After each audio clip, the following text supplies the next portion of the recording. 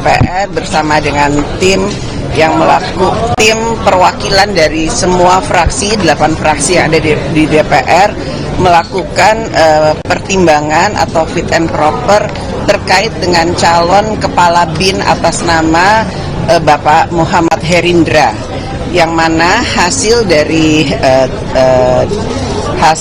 tim pertimbangan tersebut menyatakan Bapak Muhammad Herindra sebagai satu-satunya calon kepala BIN dinyatakan kami terima untuk bisa dilantik. Intinya kita harus berkolaborasi dari semua stakeholder ya. Intinya kita harus tetap menjaga keutuhan negara Republik Indonesia. Itu aja dari saya ya. Itu aja. Sorotan lainnya, Saudara, pekan ini jadi minggu yang padat bagi Presiden terpilih Prabowo Subianto untuk menyusun para pembantunya di kabinet nanti setelah dilantik pada Minggu 20 Oktober mendatang. Hari pertama pembekalan calon menteri di Padepokan Garuda Yaksa, Hambalang, Bogor, Jawa Barat didominasi wajah lama di kabinet Jokowi. Awal pekan ini jadi minggu yang sibuk di kediaman Presiden terpilih Prabowo Subianto untuk menyiapkan susunan kabinet nantinya. Di hari Rabu, giliran kediaman Prabowo di Hambalang, Bogor, Jawa Barat yang dipenuhi calon menteri kabinet Prabowo.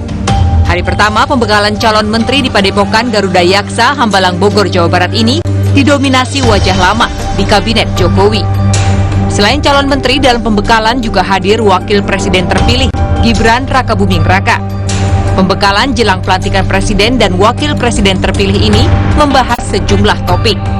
Bicaranya mengenai strategi ke depan, dan tentu strategi ke depan itu banyak hal yang perlu dilakukan, termasuk menjaga pertumbuhan, meningkatkan pertumbuhan, kemudian situasi geopolitik, bicara mengenai national interest, dan bicara fungsi pemerintah sebagai akselerator, dan tentu juga harapan beliau agar program gizi nasional berjalan dengan baik. Pengarahan dari Presiden terpilih dengan beberapa ekspor yang paling luar negeri. Berkesan apa Pak? Yang paling berkesan?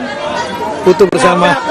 Yang dibicarakan adalah hal-hal yang menjadi prioritas bagi pemerintahan ke depan. Contohnya adalah ketika kita bicara mengenai ketahanan pangan, ketahanan energi, ya, dan lain sebagainya. Jadi suasananya sangat santai dengan santai. Saya ulangin santai tapi substantif ya, sangat substantif. Besok Bapak ikut juga Pak atau belum ada ya Pak? Siapa?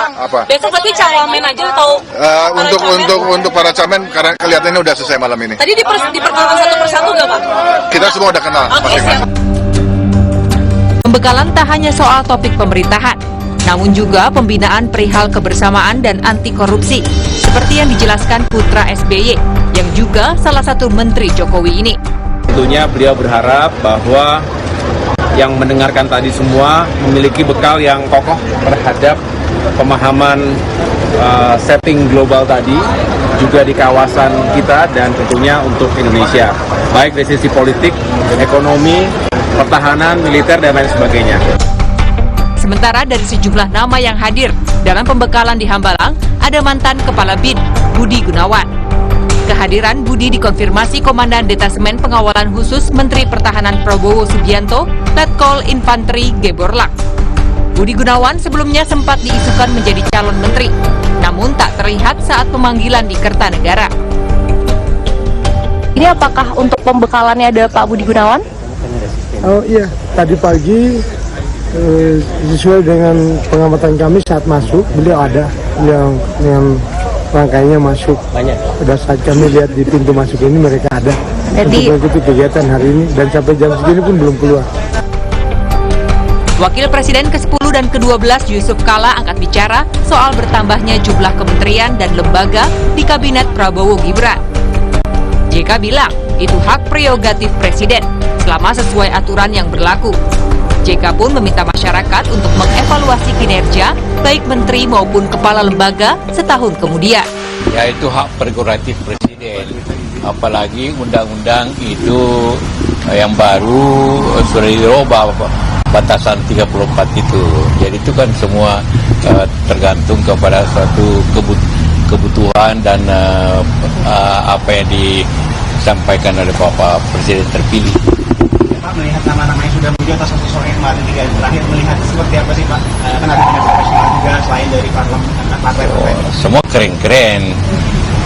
Kalau soal evaluasi kalian nanti tahun depan, jangan sekarang. Kalau sekarang kita tidak bisa lihat. Nanti 1 tahun, 2 tahun baru bisa diketahui hasil. Pembekalan akan berjalan selama 2 hari hingga hari ini. Pembekalan merupakan agenda lanjutan usai Prabowo memanggil beberapa tokoh pada 14 Oktober kemarin. Senin awal pekan ini, Prabowo memanggil 49 orang calon menteri ke rumahnya di Kertanegara, Jakarta Selatan. Kalau melihat yang datang di hari Senin, 23 diantaranya merupakan kader partai politik. Sementara itu, 26 orang lainnya bukan berasal dari kader partai politik. Sementara itu, untuk calon wakil menteri dan calon kepala badan yang dipanggil hari Selasa, dari 59 orang yang datang ke Kertanegara, 24 diantaranya berasal dari partai politik. Adapun 35 diantaranya bukan berasal dari partai politik, meski beberapa diantaranya juga merupakan relawan. Pekan ini jadi minggu yang padat bagi Presiden terpilih Prabowo Subianto untuk menyusun para pembantunya di kabinet nanti setelah dilantik pada Minggu 20 Oktober mendatang. Tim Liputan, Kompas TV.